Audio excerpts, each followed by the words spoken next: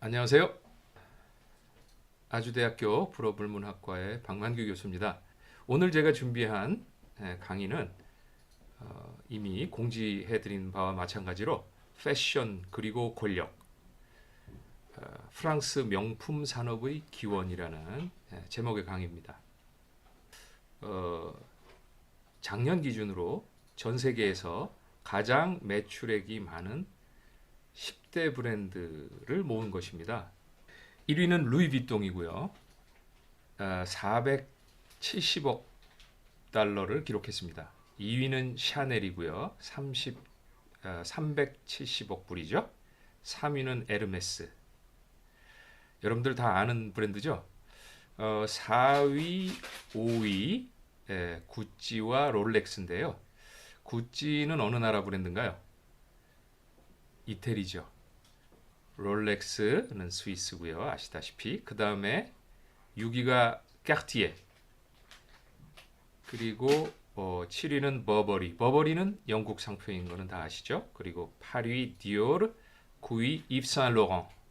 입생 로랑이죠. 그리고 10위는 프라다입니다. 자, 탑 10 브랜드 가운데 프랑스의 브랜드가 총 몇 개나 되나요? 지금 눈치 빠르신 분들은 이미 알고 계시겠지만 빨간색으로 제가 칠한 부분이 프랑스 브랜드죠. 그러니까 탑 10 가운데에서 무려 6개나 프랑스 브랜드가 차지하고 있습니다. 놀라운 일이죠. 한 국가가 명품 산업이라고 하는 초부가가치 산업 분야에서 무려 탑 10 가운데 6개 브랜드나 점하고 있다는 것은 굉장한 놀라움을 주고 있는 사실입니다. 그런데 이렇게 한 국가가 명품 산업에서 엄청난 압도적인 우위를 보이기 시작한 것이 무려 지금 350년이나 넘었다는 것이 사실은 더 놀라운 일이죠. 17세기 중후반서부터 현재까지 프랑스가 사치산업 분야에서 전 세계의 1위를 기록하고 있습니다.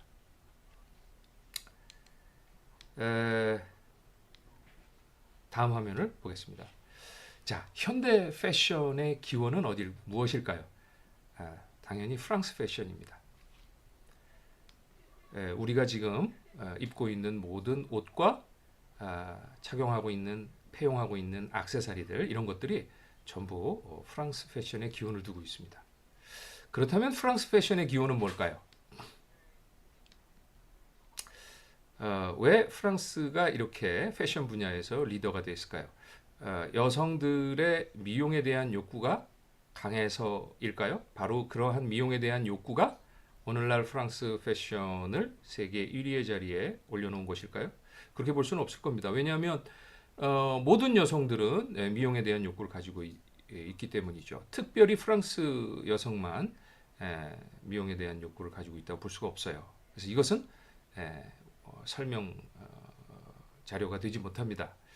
그렇다면 또 다른 것이 무엇일까요? 이것은 정치 권력입니다. 놀랍게도. 오늘날 프랑스 패션을 이 자리에 올려놓은 것은 바로 정치 권력이었던 것입니다. 국가 주도의 산업화가 오늘을 결과시킨 거죠. 언제부터 그랬을까요? 자, 우선 제가 화면에 보여드리는 아이템들을 한번 보세요. 우선 우리가 하이 패션이라고 잘 알고 있는 오트 쿠튜르. 이게 언제부터 시작된 걸까요? 그 다음에 우리가 패션 스토어를 부티크라고 그러죠. 부티크는 언제 처음 출현했을까요? 그리고 우리가 지금 패션 하면 항상 돌고 도는 유행 현상을 보이고 있는데, 그리고 패션은 시즌제로 지금 구성되어 있죠. 이 시즌제는 언제부터 시작한 걸까요? 그러니까 2020년 가을 패션, 2021년 봄 시즌 이런 것들은 언제부터 시작했을까요? 그 다음에 토탈 패션, 머리부터 발끝까지 통일감을 추구하는 토털 패션은 과연 언제부터 시작했을까요? 최초의 패션 잡지는 언제 나왔을까요? 그리고 미용실 헤어드레서는 언제 나왔을까요? 키높이 구두, 접이식 우산, 패션 인형 이런 건 언제 나왔을까요? 그 다음에 오트 퀴진, 고급 요리, 그리고 우리가 외식 문화를 즐기고 있잖아요, 지금. 이건 언제부터 시작된 걸까요? 압력솥은 도대체 언제부터 나왔을까요? 샴페인, 그리고 최초의 카페는 언제 나왔으며, 우리가 아침마다 하루 종일 이렇게 자주 보게 되는 거울, 전신 거울 이런 거는 언제부터 나왔을까요? 그 다음에 도시의 밤을 밝히는 가로등은 언제 시작이 됐을까요? 그리고 우리가 관광이라고 하는 것을 지금은 팬데믹 상황이 시작이 돼서 지금 못하고 있죠. 해외 관광은. 그래서 국내 관광에 만족하고 있잖아요. 그런데 해외 관광은 언제부터 시작이 됐을까요? 자, 이 모든 것이 놀랍게도 루이 14세부터 시작이 된 것들입니다. 굉장히 오래된 것이에요. 놀랍죠? 그리고 한 사람의 왕이 집권하던 시대에 이 모든 것이 한꺼번에 다 나왔던 거죠. 한마디로 현대 패션의 모든 것이 루이 14세 때 시작이 된 것입니다. 자, 여기 지금 화면 우측 하단에 보이시는 게 뭔지 아세요? 이게 압력솥입니다. 최초의 압력솥입니다. 1679년에 드니 빠빵이라고 하는 과학자가 만든 최초의 압력솥이에요. 이게 압력솥은 우리나라에서 많이 팔리는 거기 때문에, 그리고 최첨단 상품이기 때문에 나온 지가 얼마 안 될 거라고 여러분들 생각하시죠? 그러나 이것도 굉장히 오래됐습니다. 압력솥의 원리는 결국 보일의 원리에 따라서 그 실린더를 물을 넣고 물을 끓이는데 그 안쪽 실린더에 다시 음식을 넣은 실린더를 또 하나 더 넣는 것, 이게 압력솥이죠. 그래서 이 원리 그대로 만든 게 바로 이 드니빠빵의 최초의 압력솥입니다. 자, 현대 프랑스 패션의 기원은 루이 14세예요. 이제 그러다 보니까 루이 14세라는 것을 브랜드로 한 패션 아이템도 있는 거죠. 그렇죠? 루이 까토즈, 우리 한국말로 루이 까토즈 이렇게 해가지고 명품 브랜드로 있죠. 이거는 프랑스 브랜드였는데 한국 사람이 인수를 해서 지금 한국 기업입니다. 자, 이 루이 까토즈, 루이 14세는 1638년에 태어나서 1715년에 죽었는데요. 5세에 즉위를 해서 너무 어린 나이에 즉위를 했기 때문에 23세 되는 데까지 추기경 쥘 마자랑이 대리 친정을 했습니다. 1661년부터 직접 나라를 다스렸는데요. 72년간 집권한, 유럽에서 가장 오랫동안 집권한 왕입니다. 근데 이 루이 14세가 집권했을 때는 권력이 굉장히 불안정했습니다. 5살 때 등극을 했는데 루이 13세도 9살에 등극을 하고요. 그 당시에는 지방 귀족의 권력이 굉장히 강성했기 때문에 중앙의 왕의 권력을 강화하지 않으면 언제든지 지방 귀족들에게 휘둘릴 수 있는 가능성이 있었어요. 그래서 루이 14세는 이러한 상황을 극복하기 위해서 왕권 신수설이라고 하는 사상적 무기를 강력하게 주장을 했고요. 집권하면서 차츰차츰 지방 귀족들을 자기 무릎 아래 이렇게 굴리는 작업을 진행을 했어요. 그런데 이 사람은 불행하게도 신체적인 조건이 좋지 않았어요. 키가 매우 작았어요. 정확한 그것은 추정할 수 없지만 어떤 학자들은 한 160밖에 안 됐을 것이다. 어떤 학자들은 한 165 정도였을 것이다. 이렇게 이야기를 하고 있죠. 그러니까 신체적으로 매우 왜소한 사람이라 권위를 내세우기에는 매우 불리했죠. 자, 그래서 해결책이 뭘까요? 키를 늘릴 수도 없잖아요. 그래서 패션으로 그것을 해결하기 시작을 했어요. 그래서 온갖 화려한 패션 아이템으로 온몸을 치장을 하는 겁니다. 이 사람의 그 자켓은 무려 1,500캐럿이나 되는 다이아몬드로 뒤덮여 있어요. 그래서 이걸 한번 입으면 움직이기도 굉장히 불편합니다. 그럼에도 불구하고 이걸 꼭 입고 외국 사절들을 이렇게 접견을 했어요. 그러면 외국 사절들은 이 빛나는 그 다이아몬드의 광채에 눈이 휘둥그레지고 이 사람의 그 압도적인 그 모습에 전부 그 말하자면 기가 질리는 그런 상황이 연출이 됐습니다. 그래서 이 사람이 이제 루이 14세가 이렇게 접견을 마치고 나면 서둘러 자기 방으로 들어와 가지고 이 자켓을 벗어 던졌다고 그래요. 너무 무거우니까요. 근데 그리고 이제 여기 보시면 그 아래쪽에 보시면은 굽이 높죠. 구두가. 그래서 좀 하이힐 굽을 신음으로써 자기 신체를 좀 크게 만들었고요. 그다음에 이제 헤어 디자인과 가발로 자기의 그 모습을 좀 웅장하게 만들었고요. 그다음에 보석으로 온갖 보석으로 치장을 하고 장갑, 향수가 나는 장갑을 끼고 그다음에 이제 실크 양말. 당시로는 고가의 패션 아이템이죠. 실크 양말을 이제 신었던 거예요.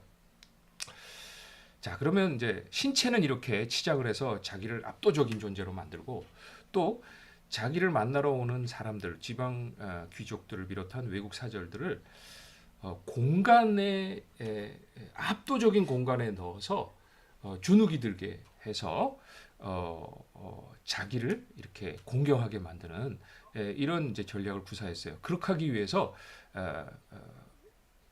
파리 남쪽에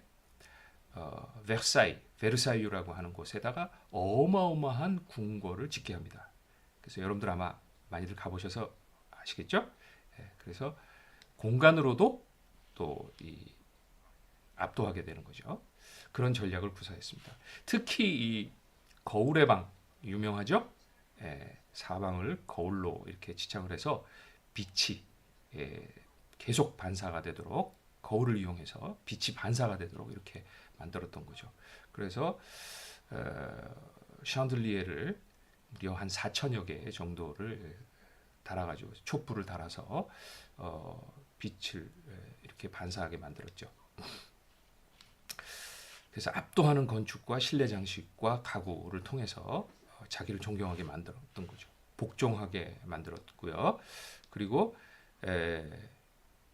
결국은 본인이 이거를 이제 자기 그 지방에 가서 따라하게 만드는 거죠. 파리에 갔더니 베르사유에 갔더니 어마어마한 인테리어가 있어서 자기도 이거를 자기 집에다가 이제 적용을 해서 또 자기도 부하들에게 충성을 받도록 이렇게 한 거죠. 이러다 보니까 나중에 결국 지방 제후들이 이걸 따라하다 보니까 재정이 파탄나게 됐어요. 그래서 더욱이 루이 14세에 복종하지 않을 수 없는 이런 아이러니한 상황까지 갔어요.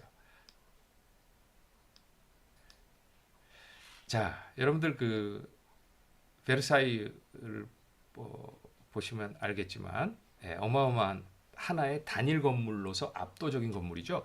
이런 건축물이 동양에는 발달하지 않았어요. 서양에 많이 발달했는데 그것은 유일신 종교를 기독교라는 유일신 종교를 믿는 국가들이었기 때문이죠.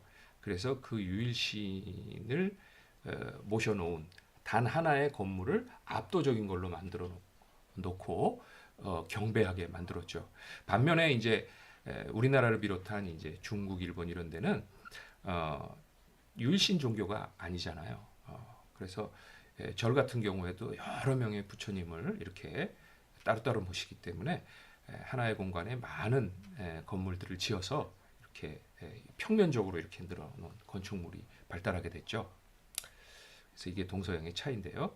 자, 이와 같이 모방하고 복종하게 만드는 이런 방식은 결국 그 루이 14세가 날마다 파티를 벌여서 자기에게 충성을 다하면 고가의 명품을 주고 그렇지 않으면은 모른 척하고 벌을 가하는 이런 이제 방식으로 자기에게 복종하게 만들었던 거죠.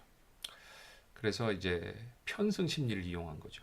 그래서 베르사유에 가면 진기한 것들이 많고 새로운 것들이 많기 때문에 이걸 계속 따라가게 만드는, 남들에게 뒤떨어지지 않아야겠다는 생각을 이렇게 만들어서 자기 신분을 표시하는, 권력을 표시하는 이런 방식으로 갔던 거죠. 또 이 따라하기 말고 반대로 앞서 나가기 심리도 있죠. 인간에게는. 그래서 좀 과시하고 싶은, 우월감을 남에게 보이고 싶은 이런 심리가 있잖아요. 이거를 베블런 효과라고 그러죠. 1670년 이전에는 맞춤복만 있었어요. 기성복이라는 게 없었죠, 세상에. 그래서 개인 재봉사가 원단부터 디자인까지 다 결정을 했어요. 그래서 유일무이한 드레스 한 벌이 탄생을 하게 되겠죠. 이게 과연 만족스러운 일일까요? 귀족들에게, 왕족들에게? 그렇지 않다는 거죠. 하이 패션이 성립을 하기 위해서는 한 사람의 리더와 몇 사람의 다수의 팔로워, 모방자가 필요해요. 그 리더의 만족감은 어디에서 나오죠? 나를 따라하는 부하들이 있다는 데에서 나오는 거잖아요. 그렇기 때문에 그래서 따라하는 이 유행 람모드라는 말이 이때 나오기 시작을 했어요. 그래서 계절별 컬렉션이 시작이 되고 시즌 개념이 이때 벌써 탄생을 한 거죠. 그러니까 루이 14세가 일부러 패션의 변화를 준 거죠. 계절별로, 연도별로. 왜냐하면 그렇게 해야 자꾸 새로운 아이템이 나오고 뒤처지지 않고 따라하게끔 이렇게 만드니까 이렇게 된 거죠. 여기 지금 보시면 앞에 있는 귀족 여성이 리더처럼 보이죠? 뒤에 따라오는 사람이 있는 거죠. 이렇게 구성이 되는 거죠. 그래서 이제 충성을 경쟁시킨 거죠. 그래서 귀족을 길들이기 하는 거죠. 그래서 공간과 구조와 실내 장식을 고도로 계산된 방식하에 배치를 하고 위계 서열에 따라서 자리도 지정을 해줬어요. 당신은 저기에 앉으세요. 당신은 저 뒤에 앉으세요. 이와 같이. 그래서 왕에 보다 가까이 앉게 하려고 앉게 되려고 이렇게 보다 더 많은 아첨을 하게 되겠죠. 루이 14세에게. 그래서 귀족을 이런 식으로 궁중 의례로 길을 들였던 거죠. 그래서 이제 봉건 귀족들이 궁정 귀족들로 화하고 지방에 이제 별로 기반이 이제 없어지게 만들고, 그리고는 계속 사치를 해서 권력이 이제 점점 재력이 없어지게 되겠죠. 그렇게 되면서 이제 결국 잃어버린 권력을 다시 사치로 이렇게 보상을 해주는 이와 같은 방식으로 복종을 유도했던 거죠. 그래서 이런 방식을 했기 때문에 유럽 대외적으로는 유럽 최고의 강력한 중앙 집권 국가를 이룩했습니다. 최초로 유럽에선 제일 먼저 프랑스가. 그래서 프랑스의 영광의 시대를 만들었는데, 반면에 대내적으로는 국민은 피폐해지고 국가 재정은 결국 파탄이 나서 프랑스 대혁명을 일으키는 씨앗을 뿌린 셈이 됐어요. 자, 이 편승 욕구, 과시 욕구를 실현하기 위해서는 결국은 그 광기에 가까운 사치 경쟁을 할 수밖에 없었고, 이러기 위해서는 전문화하지 않을 수 없었어요. 무슨 얘기냐면 과거에는, 그 당시에는 그 행상들, 보부상들이 집집마다 이렇게 돌아다니면서 패션 아이템들을 팔았죠. 그리고 귀족들은 집안에 이제 재단사를 이제 고용을 해서 이제 패션 아이템을 만들었는데요. 이거 가지고는 도저히 그 베르사유의 그 최첨단 유행을 따라갈 수가 없었던 거예요. 그래서 자연스럽게 이제 분업화가 이루어지게 됩니다. 그래서 헤어 디자이너도 이때 처음 나타나게 되고요. 구두 디자이너, 그 다음에 피부 미용사, 요리사, 그리고 요리책 저술가도 처음 나오게 돼요. 그다음에 패션 디자이너, 그다음에 부티크, 쇼윈도우, 이런 것들이 이때 자연스럽게 나오게 됩니다. 그래서 트렌드를 쫓기 위해서 결국 패션이라는 개념이 탄생하게 되는 거죠.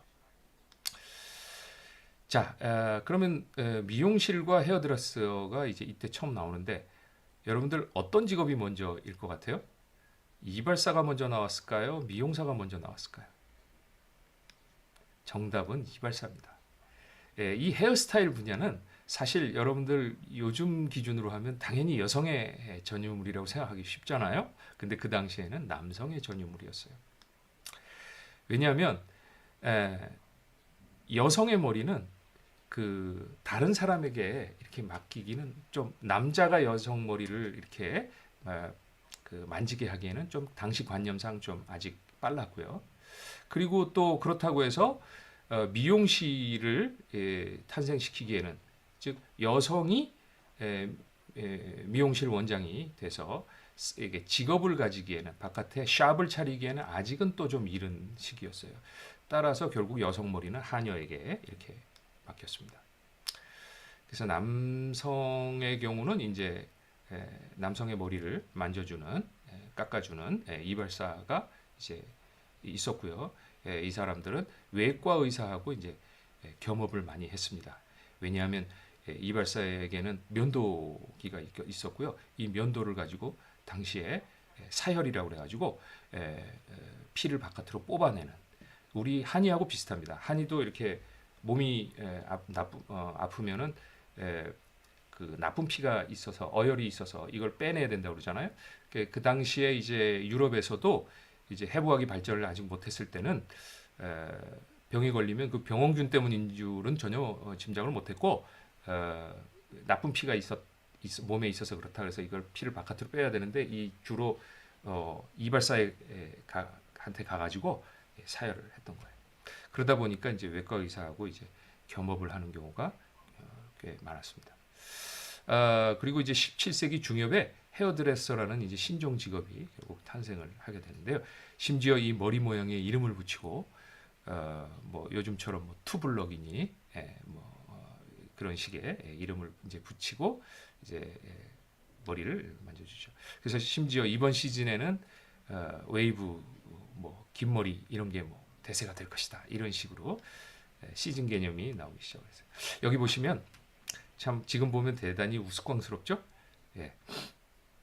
이게 이제 폰타우즈 스타일이라고 하는데요. 폰타우즈 헤어 스타일이라는데 루이 14세의 그 정부죠. 루이 14세는 굉장히 정부가 많았어요.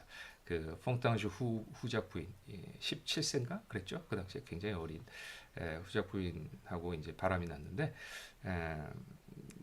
사냥하고 이렇게 돌아오는데 폰타우즈 후작 부인이 이런 머리를 하고 있어서 이거 좋다. 그래서 계속 이런 머리를 하라. 그랬더니 궁중에 있는 여성들이 다 이 머리를 따라했다고 그러죠. 자, 이 머리는 왜 이렇게 지금 보면 참 우스꽝스럽잖아요. 이렇게 위로 올렸을까요? 자기의 신분, 권위가 높다는 거를 이렇게 과시하기 위한 헤어스타일이죠. 그래서 당시에는 가발도 많이 이용을 했는데요.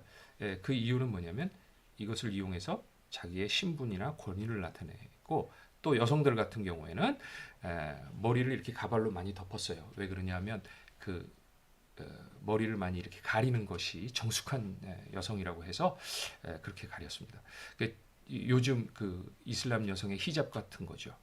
우리나라 유교 사회 때 조선 시대에도 장옷이라고 그래가지고 외출할 때 여자들이 머리를 가렸잖아요. 다 마찬가지였어요. 그랬던 그런 용도를 가졌고요. 가발이 그 다음에 이제 미용 목적으로 이렇게 가발도 그 당시에 많이 이용을 해서 헤어스타일을 꾸몄어요. 자, 이게 이제 루이 14세가 가발 쓴 모습입니다. 자, 이게 뭘까요? 좀 어렵죠? 이게 뭘까요? 이게요. 가발걸이에요. 여기 새 위쪽에다가 가발을 이렇게 걸어 놓도록 하는 가발걸이입니다. 그 당시에 이만큼 가발이 패션의 필수적인 아이템이었다는 그런 얘기가 되겠죠. 자, 그 다음에 이제 신발로 한번 가볼까요? 자, 당시에는요, 부츠를 기본적으로 신었어요, 사람들이. 지금은 오히려 슈즈 이제 구두가 기본이고 그 다음에 부츠는 멋쟁이들이 신는 거였잖아요. 근데 그 당시에는 반대였어요. 부츠가 이제 기본적인 신발이었어요. 왜 그랬을까요? 당시에는 그 말을 타고 전쟁을 하거나 말을 타고 사냥을 하거나 이동을 했죠. 그래서 말을 탈 때는 아무래도 부츠가 필요했던 거죠. 예, 말에 자꾸 쓸리니까요. 그래서 긴 부츠를 이렇게 이제 신었습니다. 긴 부츠를 신고 이제 늘 생활을 했는데요. 이 부츠를 이제 신다가 보니까 좀 이제 불편한 점이 이제 생겼어요. 왜 그러냐면 그, 그 부츠 뒤쪽에는 이제 박차라고 하는 게 있었어요. 왜냐하면 그 쇠붙이죠. 그게 이제 그걸 가하면 이 말의 배 쪽에다가 때리면 이제 그 발로요. 그러면은 이제 자극이 돼가지고 말이 빨리 다니기 때문에 그 박차를 가한다는 우리말 표현이 있잖아요. 네. 거기서 나온 건데 그 박차라고 하는 그 쇠붙이가 달려 있기 때문에 이 무도회 때 여성들하고 춤을 추다 보면은 그 드레스를 그게 건드려 가지고 찔러서 상하게 하거나 이런 일들이 좀 있었어요. 그래서 루이 14세는 이 귀족들 신사들이 이런 그 박차를 이렇게 그대로 신고 들어오면 되겠느냐. 그래서 이제 그거를 이제 천 같은 걸로 이제 덮기도 하고 그런데 여간 불편한 게 아니었어요. 그래서 루이 14세는 이렇게 슈즈를 신어라. 신사라면 구두를 신는 것이 좋겠다. 그래서 목이 없는 그거를 이제 장려하기 시작했어요. 그 목이 없는 그 신발을 신으면 또 어떤 장점이 있냐면 다리를 노출시키잖아요. 이 부츠는 다리를 다 가려버리기 때문에 특히 이제 루이 14세처럼 이 각선미에 굉장히 그 자부심이 있는 이런 사람들에게는 부츠가 좋은 패션 아이템이 아니에요. 그래서 그 신발을 구두를 본인은 즐겨 신었어요. 아까 봤던 그런 그렇게 해야 각선미를 드러낼 수 있던 거죠. 아시다시피 루이 14세는 이제 본인이 발레까지 하면서 그렇게 각선미를 굉장히 강조했던 그런 사람이에요. 자, 그래서 이제 이와 같이 루이 14세가 결국 신발도 바꿨어요. 슈즈로 가는 그런 거를 이제 많이 장려했죠. 여기 보시면은 그 화면에 많은 종류의 슈즈들이 구두들이 이제 보이죠.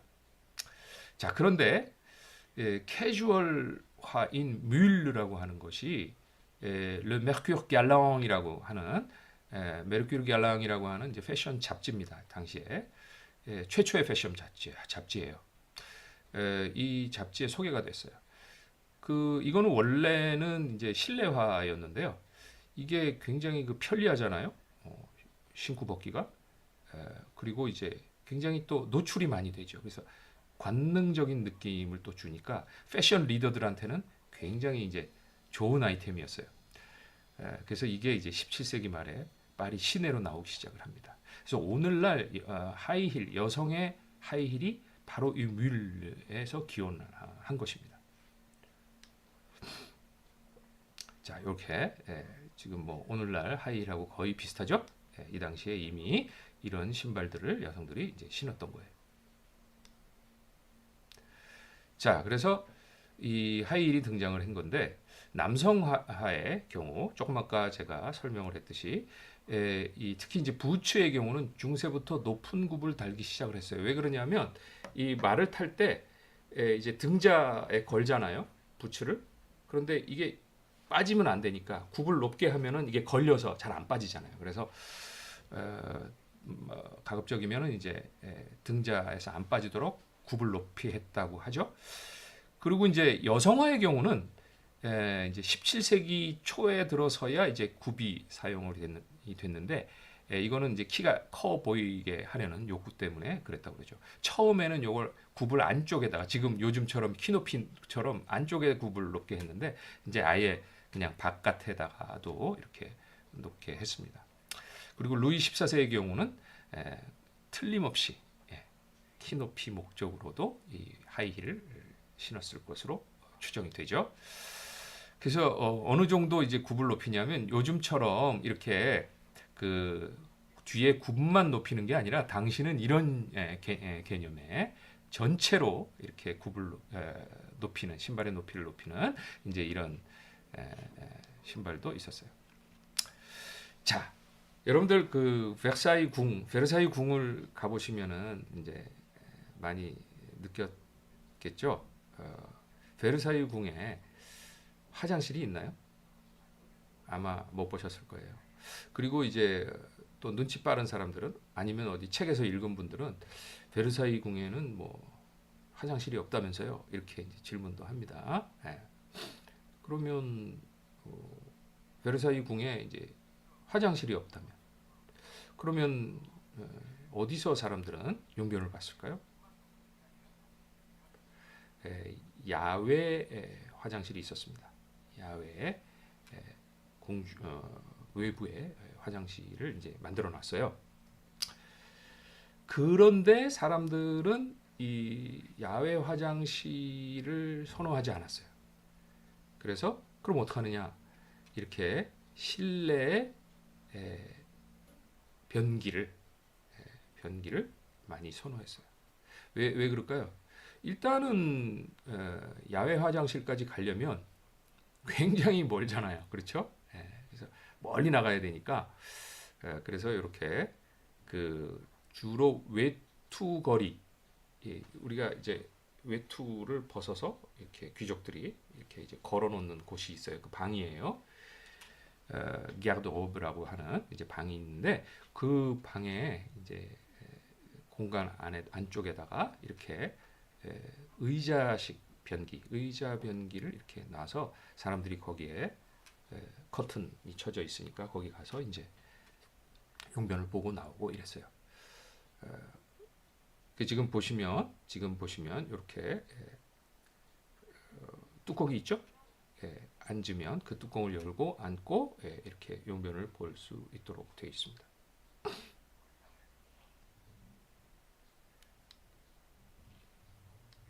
그리고 이제 요게 조금 더 좀 더 뭐랄까요?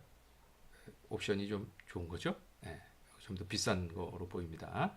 장식도 잘 돼 있고, 그래서 변기 의자도 이렇게 급이 있으니까요.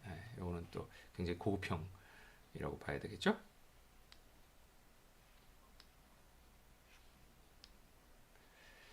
자, 사람들이 그 5개 공중 화장실 보다는 의자 변기를 선호했어요. 쉐즈 백세라고 하는데 이거는 이제 구멍이 난 의자다. 직역하면 그렇습니다. 이걸 선호했는데 왜 그랬을까요? 일단 귀찮고요. 너무 머니까요. 또 하나는 뭐냐면 왕 주변에 있어야 돼요. 귀족들은. 그래서 눈도장을 찍어야 돼요. 저 여기 있어요. 폐하 저는 여기 있습니다. 이렇게 자꾸 왕 주변에 있기를 원하는 심리 이해하죠? 그래서 그런 이유에서도 자꾸 실내에 있으려고 했기 때문에 5개 공중 화장실보다는 의자 변기를 선호했습니다. 그럼 문제가 뭐죠? 악취죠, 악취. 악취가 많이 납니다. 여러분들 그 지금은 우리가 이제 냄새에 굉장히 민감하죠. 그래서 조금만 무슨 이상한 냄새 나도 환기시키고 이러지 않습니까? 근데 옛날에는 이 생활 악취가 굉장히 많았어요. 늘 우리는 악취를 맡으면서 살았어요. 우리 뭐 선조들은 다. 왜냐하면 생각해 보세요. 주변에 늘 가축들이 있었죠. 그 가축들이 이제 그 면을 보잖아요. 널려 있죠. 그 다음에 이제 또 뭐가 있죠? 말은 이제 늘 이제 기사들은 늘 말을 타고 이동하니까 말이 늘 이렇게 악취를 이제 풍기잖아요. 방귀도 끼고요. 그렇기 때문에 굉장히 그 우리는 그 생활 속에 악취들이 함께 공존해 있었다. 이걸 이해를 해야 됩니다. 그러니까 이런 변기 하나 더 덧붙여졌다고 난리가 나는 정도까지는 아닙니다. 그렇지만 아무튼 그 변기가 실내에 있다는 거는 굉장히 악취를 이제 풍기는 이제 요인이 되죠. 그래서 이걸 어떻게 해결하느냐 하면은 이제 송풍기, 예, 풀무를 이렇게 돌린다든지 이렇게 해서 이제 바깥으로 이제 냄새를 빼는. 그다음에 이제 향로를 두고 이제 향로를 피우는 거죠. 그러면 이제 상쇄시키는 거죠. 그러니까 이거는 그러니까 뭐 냄새를 제거하는 게 아니라 다른 냄새로 이제 예, 말하자면 무화시키는 그런 방식이죠. 그다음에 이제 당시 장갑은 향수를 많이 여기다가 이제 먹여가지고 먹여서 이렇게 향수 장갑들이 이제 많이 있었습니다. 여기 이제 지금 보시면은 에, 지금 재밌는 사진이 이제 좌측편에 있죠. 요거는 이제 en public c'est mission impossible 이렇게 써 있는데요. 에, 공공장소에서는 미션 임퍼시블 그러니까 여러분들 그 미션 임파서블이라는 영화 있잖아요. 그거를 패러디한 거죠. 믹시용은 용변이라는 뜻이거든요. 불가능한 용변이다. 미시용은 미션이죠. 임무죠. 그래서 불가능한 임무. 탐 크루즈가 주연한 미션 임퍼서블이 이제 유행하니까 이거 믹시용 임퍼시블이라고 해서 패러디한 재밌는 거죠. 영어는 가끔씩 이렇게 프랑스 어법을 쓰죠. 미션 임파서블 원래는 이제 영어는 형용사가 앞에 가잖아요. 그래서 임파서블 미션이라고 해야 되는데 프랑스어처럼 이렇게 뒤에 넣어서 조금 더 우아한 느낌을 그런 느낌을 주죠. 뭐 Secretary General 그런 것도 그렇죠. 총무 사무총장을 General Secretary라고 안 하고 프랑스어식으로 이렇게 Secretary General이라고 하는 그런 식의 이제 용법들이 있어요. 그 미션 임퍼서블을 이제 패러디한 겁니다. 이거는 자, 그래서 이 생활 악취와 함께 우리가 살고 있었기 때문에 당시에는 이제 향수가 이제 발달할 수밖에 없는 문화적 요인을 가지고 있었던 거예요. 우선 생활 악취가 많고요. 그 다음에 이제 목욕을 당시는 서양인들이 잘 안 했어요. 지금처럼 잘 하지 않았어요. 이제 그 이유는 뭐 여러 가지가 있는데 그 중에 하나가 특히 이제 물이 전염병을 이제 일으키는 요인이다라고 하는 그런 이제 믿음이 강했기 때문에 주로 이제 옷을 자주 갈아입고 향수를 많이 뿌리고 파우더를 많이 뿌리고 이런 식으로 해서 목욕을 많이 안 했다고 합니다. 그래서 이제 그렇다면은 그 몸에서 나는 악취는 또 어떻게 제거하느냐? 이제 결국 이제 제모를 많이 했어요. 털을 많이 깎는다든지 그리고 이제 향수를 많이 뿌려서 상쇄시키는 거죠. 그러다 보니까 이제 파fümeur라고 하는 조향사라는 직업이 나오게 되고요. 이 향수라고 하는 말, 그것이 이제 영어로는 perfume이잖아요. 그게 이제 프랑스어의 parfum에서 온 것인데요. 그 프랑스어 parfum은 parfumer에서 온 것입니다. 그러니까 fume는 이제 연기를 피운다는 뜻이거든요. 그래서 향을 피운다는 뜻이에요. 그래서 뭔가를 태워서 향이 나는 물질을 태워서 향을 바깥으로 배출하게 하는 건데 그 물질이 뭐냐? 이제 다양한 동식물이죠.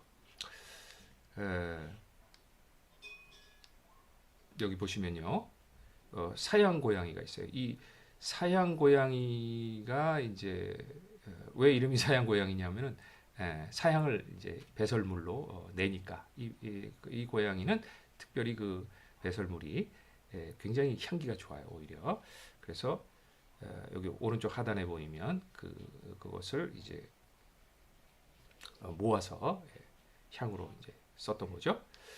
그 다음에 이제 용연향이라고 하는 게 있는데요. 이거는 이제 향유고래의 내장 지방이죠. 이것을 굳혀가지고 요 오른쪽 하단에 보시면은 어마어마하죠. 저렇게 큰 내장 분비물인데 이거를 굳힌 것이죠. 이것이 이제 또 향의 재료가 되고요. 그 다음에 이제 머스크라고 해서 요거는 사향노루의 그 말하자면은 이제 샘이에요. 그래서 이걸 이제 사양샘이라고 그러는데 오른쪽에 보면 사양샘이 있죠. 그래서 이거를 이제 또 향수의 이제 재료로 합니다. 자, 그런데 이렇게 이제 향수의 수요는 굉장히 많은데 이게 전부 수입이었습니다. 프랑스에 나지를 않았어요. 이게 전부 동양에서 수입을 했어요. 그래서 외국 향수 수입으로 국고가 굉장히 많이 낭비가 됐고요. 이제 그 루이 14세의 재상이 누구죠? 꼴베르죠. 명재상이죠. 이 꼴베르가 이제 국산화 정책을 펴니다. 이 국산화 정책은 루이 14세가 명령한 것이고요. 이 꼴베르가 이거를 산업화하고 또 그 금융 정책 이런 것까지 다 재상이기 때문에요. 펴서 이제 국산화 정책을 이게 실현해 나갑니다.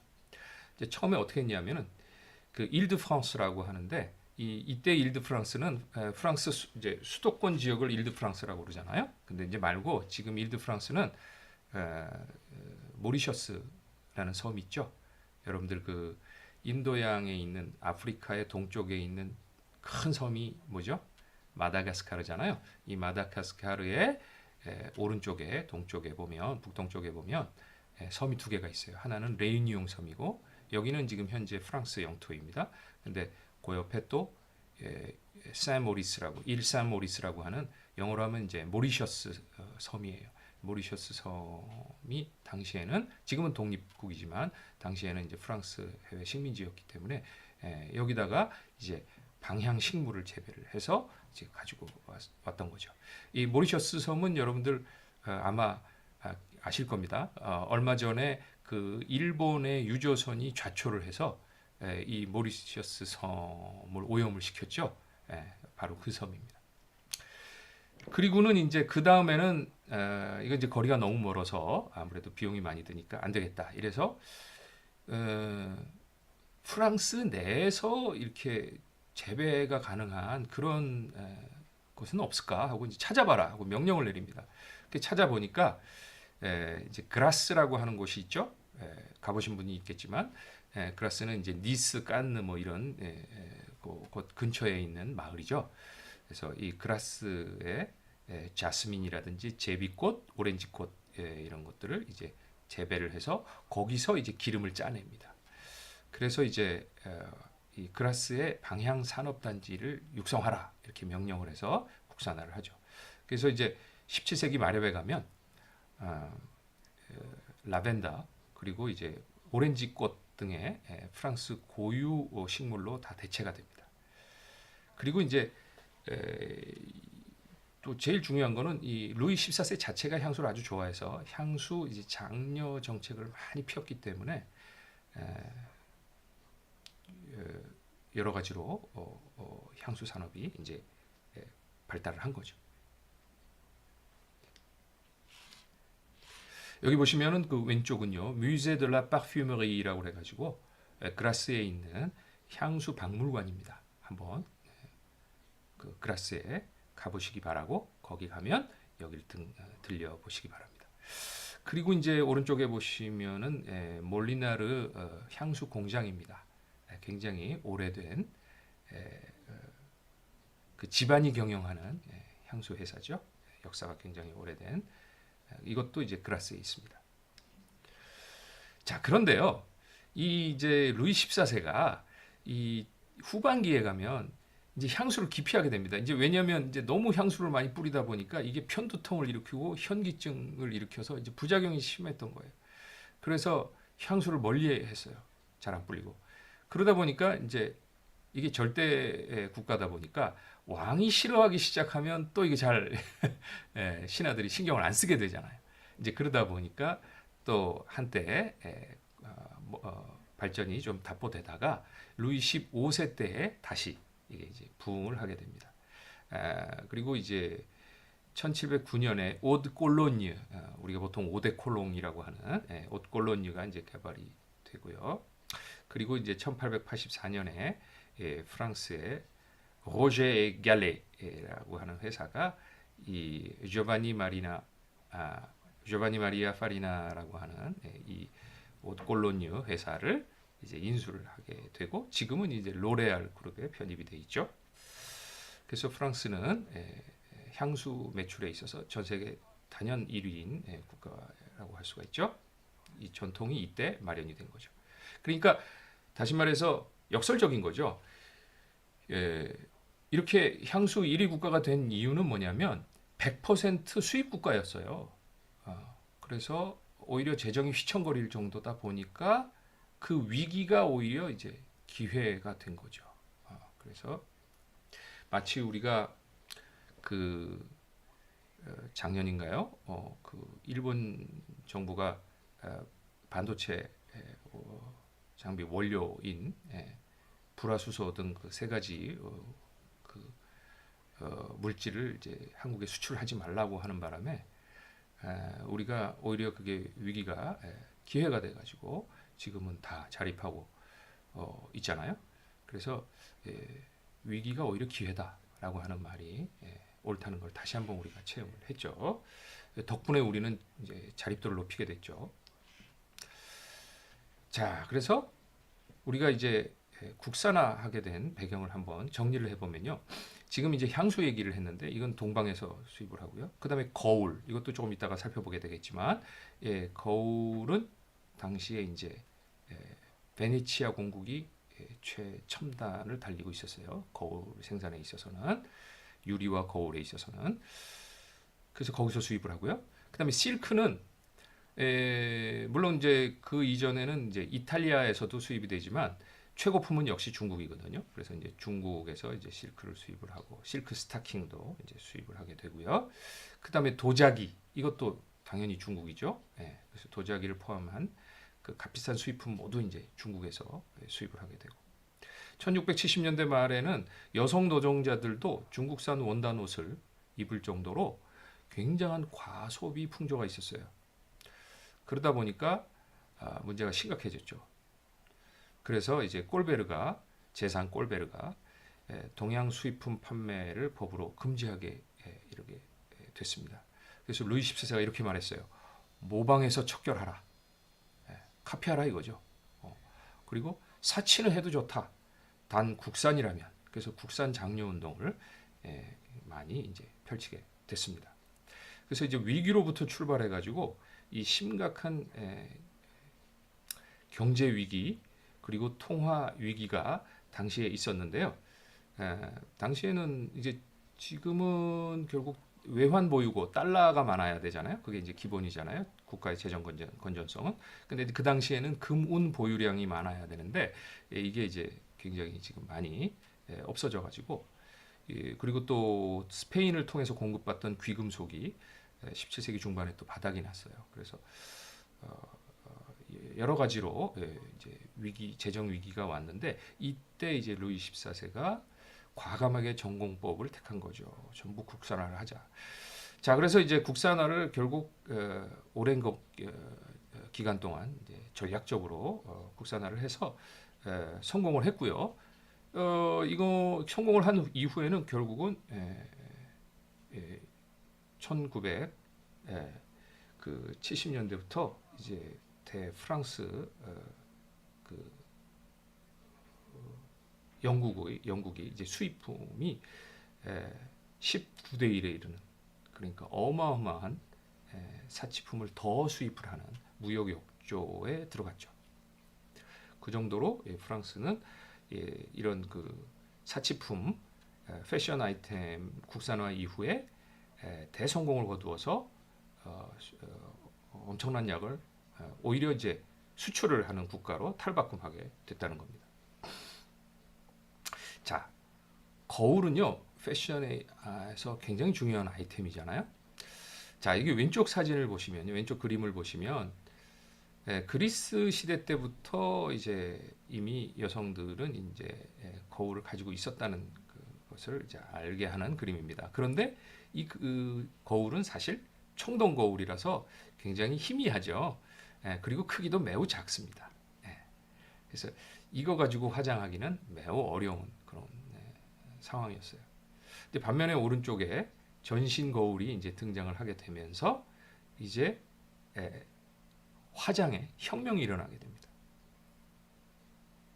이 거울이 여성들의 화장, 뭐 남성도 마찬가지고요. 화장에 이제 커다란 이제 변혁을 준 거죠. 어떻게 변혁을 줬을까요? 우리가 이제 거울이 없으면 자기 모습을 볼 수가 없기 때문에 결국 하녀, 귀족들 같으면 하녀가 옷도 입혀주고 어떻다 하고 체크를 해주고 말을 해주게 됩니다. 그 평민들 같으면 이제 집안에 다른 식구가 봐줘야겠죠. 근데 이게 이제 거울이 등장하게 되면서 이제 스스로 화장을 할 수가 있게 돼요. 그래서 이제 화장을 하면서 화장 시간이 그 당시에는 굉장히 이제 길었습니다. 옷도 굉장히 지금처럼 간편하지 않고 이제 복잡했잖아요. 그렇기 때문에 이제 옷 입고 화장하는데 시간이 많이 들었기 때문에 이제 스스로 화장을 하기 시작하면서부터는 하녀의 도움을 안 받고 이제 어떻게 되냐면 방문객이 와도 이제 방문객하고 얘기하면서 이렇게 옷도 입고 화장도 하고 이랬습니다. 여러분들 그 외국 영화 보면은 방문객을 이제 맞으면서 여성이 옷도 입고 화장을 하는 장면이 많이 있지 않습니까? 저는 어렸을 때 그런 영화 보고 좀 신기하다 그랬던 느낌이 있는데 바로 그런 이유. 이제 옷 입고 화장하는데 시간이 많이 걸리기 때문에 그 많은 시간을 활용하기 위해서 방문객도 받고는 했다고 합니다. 자, 이제 당연히 이제 루이 14세는 이 거울을 너무너무 좋아했어요. 그래서 뭐 자기 방에도 뭐 수많은 거울을 갖다 놓고 그랬죠. 왜 그랬을까요? 당연히 아까도 설명했듯이 거울이 모든 걸 비추기 때문에 빛나게 만드는 거죠. 그래서 공간을 빛으로 가득하게 하는, 그래서 사람들을 말하자면 그 웅대하고 찬란하고 화려한 그런 빛에 주눅이 들게 이렇게 그렇게 만드는 전략이었기 때문에 그 거울을 어마어마하게 이렇게 소비를 했어요. 우선 그 루이 14세의 어머니, 오스트리아에서 시집온 안도트리쉬의 거울도 굉장히 이제 소비량이 많은데요. 여기 지금 보시면 높이가 45, 너비가 38cm에 불과했다고 그러잖아요. 이게 무슨 얘기냐면은 지금처럼 거울이 크지 않았어요. 이게 최대치였어요. 이게 이제 왜 그랬냐면 여러분들 아마 그 베네치아에 가보신 분들은 그 무라노 섬을 가보셨을 텐데 거기에 보면은 이제 그 유리 제조하는 전통 방식을 그대로 여전히 그 관광객들에게 보여주잖아요. 어떻게 하죠? 이렇게 입으로 불어서 이렇게 얇게 만들잖아요. 근데 입으로 불어서 얇게 만드는 것은 한계가 있죠. 그 크게 만들기 어렵고요.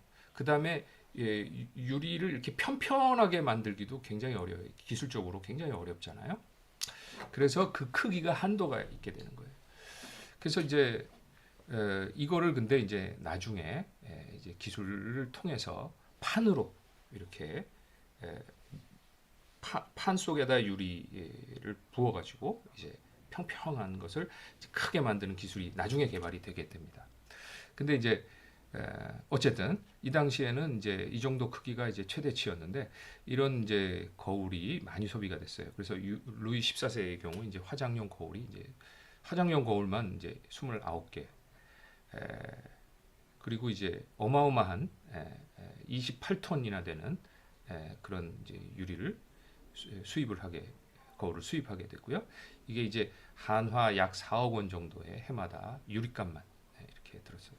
그래서 이제 결국 왕가가 이제 자금난에 봉착했기 때문에 결국 이걸 국산화하지 않으면 안 되겠다라는 결심을 하게 되죠.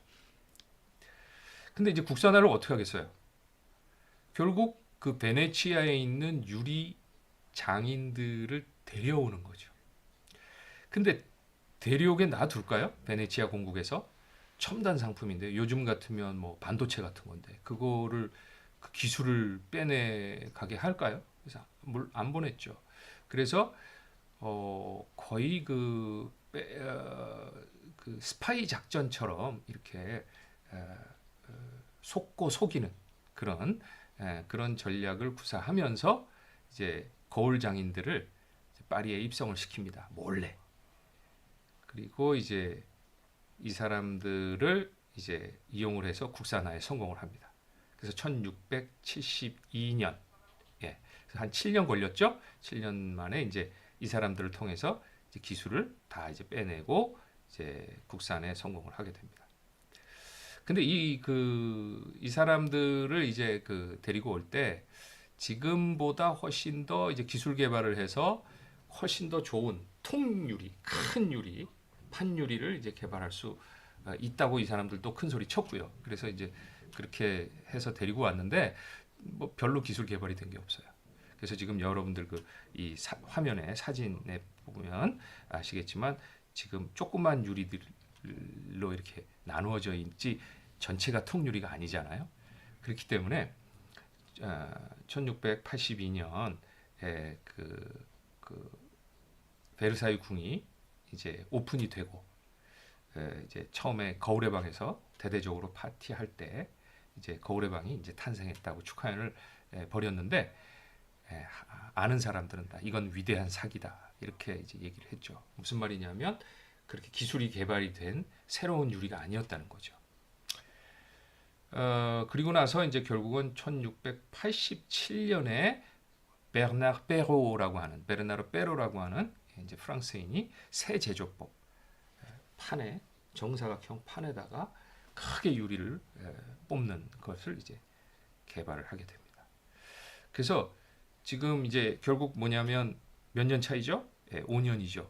그러니까 5년만 더 늦게 베르사유 궁에 이 거울의 방을 오픈했다면 이 새 제조법으로 훨씬 더 좋은 통유리, 거울을 아마 적용할 수 있었을 텐데 루이 14세는 그 당시에 빨리 이 베르사유 궁을 오픈하고 싶어 했었어요.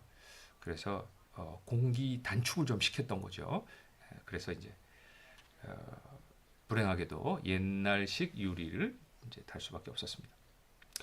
그리고 이 루이 14세는 바로 이 거울의 방, 외국 사절들이 오면 전부 거울의 방을 보여주고 이 휘황찬란한 거울의 방의 모습에 전부들 놀라게 이렇게 만들어 놓고는 자기 집무실에서 뭐 국제 정세도 논했지만 거울 사라 이렇게 비즈니스 외교도 했던 거예요.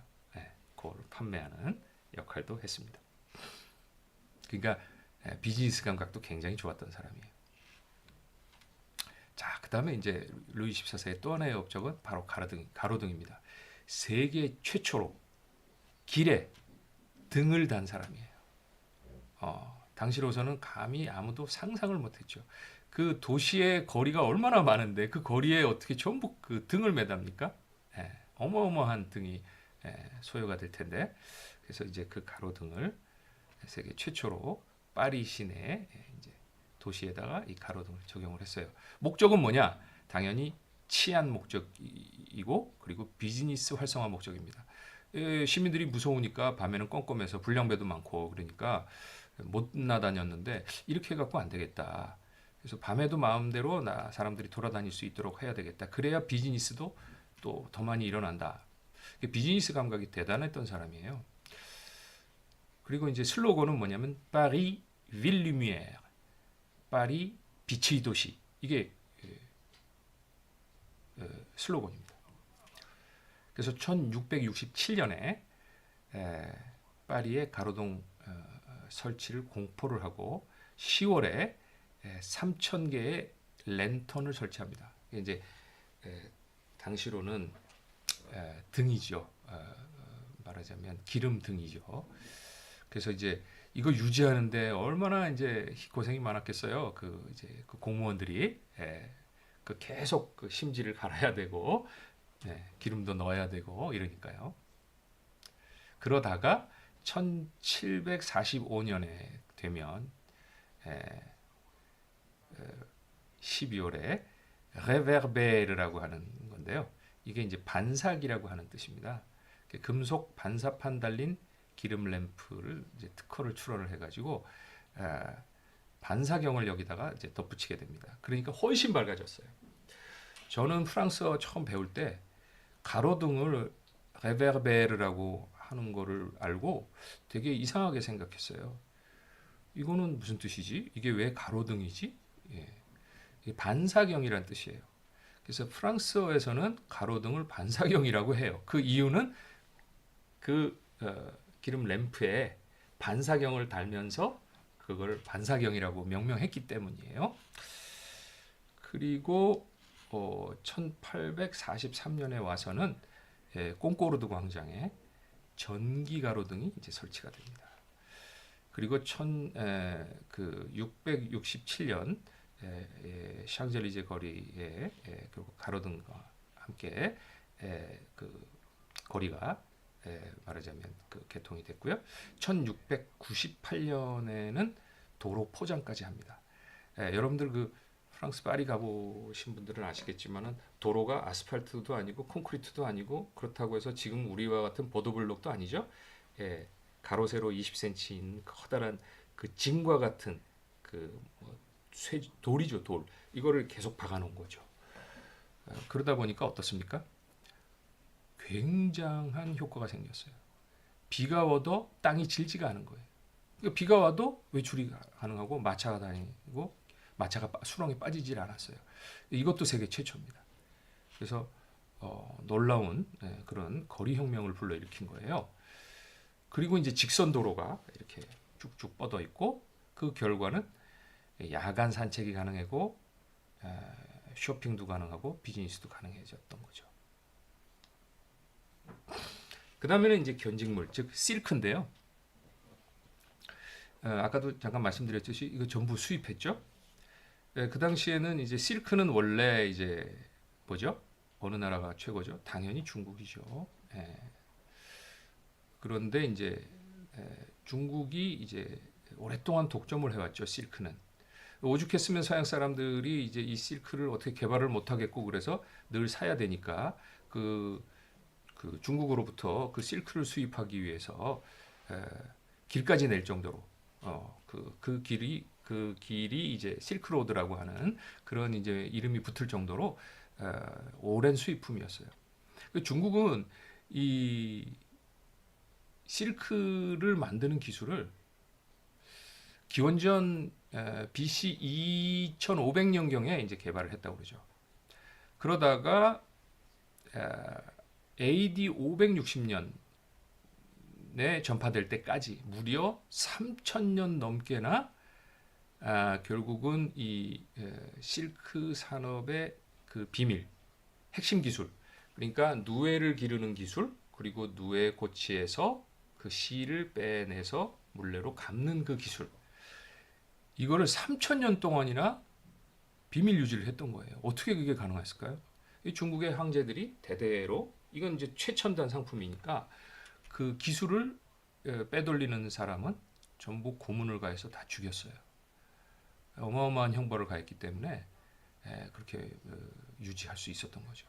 근데 결국 어떻게 이제 서구에 이 기술이 전파가 됐죠? 비잔틴 제국의 유스티니아누스 황제가 스파이를 보내죠. 이 스파이가 이제 사제였어요. 카톨릭 신부인데 이 신부가 중국에 이제 잠입을 해가지고 이게 나올 때 그 대나무 속에다가 그 누에 조그만 알을 이렇게 넣어가지고 와서 탈출을 해서 비잔틴 제국에 이제 전해진 것이 이탈리아, 스페인 그리고 나중에는 프랑스, 뭐 영국 이런 식으로 이제 다 전해졌던 거죠. 그러니까 우리 마치 문익점과 똑같은 방법이죠. 그래서 이제 결국 이탈리아에도 이제 견직물이 이제 전해지게 됩니다. 그래서 당시에 프랑스에서는 이 실크를 이제 100% 수입을 했는데 고급 제품은 이제 중국에서 수입하고 그 다음 제품은 이제 이탈리아에서 수입을 하는 거예요. 그래서 그 수입으로 인해서 재정이 굉장히 악화가 됩니다. 그러다 보니까 이제 안 되겠어서 1466년에 루이 11세가 이제 리옹에 견직물 공장을 이제 건설을 하라고 지시를 하고, 근데 이 리옹에 건설한 이유는 아무래도 이제 당시에 그 이탈리아가 그 실크 선진국이니까 그 이탈리아하고 가깝습니다. 리옹은 그렇잖아요. 그래서 이제 그 이탈리아 사람들이 거기 리옹에 와가지고 정착을 하면서 이제 실크를 이제 그 수출도 하고 거래도 하고 그러다 보니까 이제 금융에도 진출을 하게 되고 여러 가지 이제 일을 이제 리옹이 이제 교통의 요지니까 거기서 이제 하게 됐기 때문에 자연스럽게 원단도 거기에서 이제 받아들이는 게 이제 편하고 그래서 거기 공장을 설치했던 건데 그 이후에 이거를 이왕이면은 이제 이탈리아의 영향권에서 벗어나서 이제 더 내륙으로 이제 파리 바로 밑에 이제 뚜르까지 이제 이전을 해오면 이거 완전 국산화하는데 유리하겠다. 이제 이렇게 해서 이제 뚜르로 이전을 했는데 이 실패했어요. 다시 프랑스와 1세가 이제 리옹에 다시 이제 가져갑니다. 그 이유는 당시 그 이태리 사람들이 반발이 심했어요. 그래서 협조를 전혀 안 했기 때문에 부득이 이제 리옹에 다시 가져갔고 그래서 앙리 4세가 비단 산업의 이제 전 국가적인 차원에 이제 뛰어들었고 그 다음에 이제 루이 13세가 이제 리옹의 견직물 단지 요즘으로 따지면은 이제 단지죠. 단지를 조성한 거죠. 견직물 단지 이걸 조성을 해가지고 대규모 단지에서 이제 실크 산업이 일어나도록 이렇게 했고요. 그래서 이제 이탈리아에서 이제 견직공을 당연히 데려오고 인도에서는 이제 염색 기술자를 데려오고 그래서 어느 정도 이제 개발이 좀 된다 싶었을 때는 이제 국산화가 됐을 때는 어떻게 했냐면 외국산 견직물에는 고액의 관세를 이렇게 부과를 이제 하는 거죠. 자, 이래서 이제 18세기에서 19세기 이르는 경우에는 이제 프랑스의 그 견직물 사업이 최고조에 이르게 됩니다. 지금도 탑3나 탑5에 듭니다. 프랑스의 실크는. 그래서 그 정도로 100% 수입에 의존하던 산업을 또 명품의 반열에 이제 올렸죠. 그 도자기도 마찬가지죠. 이 도자기도 100% 수입을 했어요. 이 도자기가 이제 들어오기 전에는 유럽의 이제 왕들은 이제 뭘 접시로 사용했냐면은 금으로 된 접시를 이제 사용을 했어요. 그리고 이제 부유층은 은 접시, 그리고 이제 일반인은 백납 접시. 그러니까 납에 슬레이트를 이렇게 합금한 이제 그런 접시죠. 그런 거를 이제 접시로 썼는데 이게 이제 도자기가 이제 중국에서 이제 전래해서 이제 들어오니까 이거를 이제 사용하기 시작을 한 거예요. 기가 막히죠. 그러니까 도자기 시장이 형성이 됐고 그래서 이제 1664년에 프랑스 동인도 회사 설립 이후에 그 중국 도자기를 이제 본격적으로 이제 대량으로 이제 수입을 하기에 이르렀습니다. 이제 그러다 보니까 또 결국은 이제 재정 적자에 시달리게 되겠죠. 그래서 여기가 어딘지 갔다 오신 분은 아시겠죠? 이게 이제 베르사유 궁의 그랑 트리아농이라고 하는 곳이죠.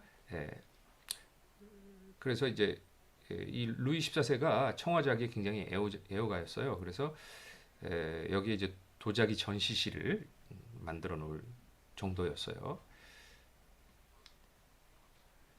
그래서 이제 루이 14세가 결국 도자기도 국산화를 하라라고 지시를 했습니다. 1690년대 중반에 피에르 시카노라고 하는 이런 도공들이 이제 투입이 돼가지고 만들었는데 그 당시에 여기 마틴 리스터라고 하는 영국 의사예요. 이 마틴 세 번째 줄에 마틴 리스터라고 있잖아요. 이 사람은 이제 의사인데 이 사람이 그 프랑스에 굉장히 많이 왔다 갔다 합니다.